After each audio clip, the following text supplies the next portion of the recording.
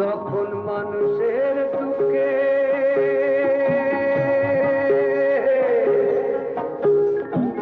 দেবতারা কান্দে,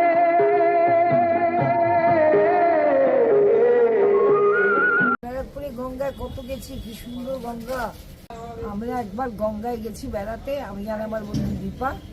সেখানে গিয়ে ব্যারাকপুর ওই গঙ্গার ঘাটে গেছি, গঙ্গার ঘাটে শ্রীরামপুর ঘাটে সেখানে গেছি। সেখানে গিয়ে আমরা একটা ব্যাগ পেয়েছি, ব্যাগ ভর্তি টাকা, একবার ভীষণ টাকা, একবারে গোছা গোছা টাকা।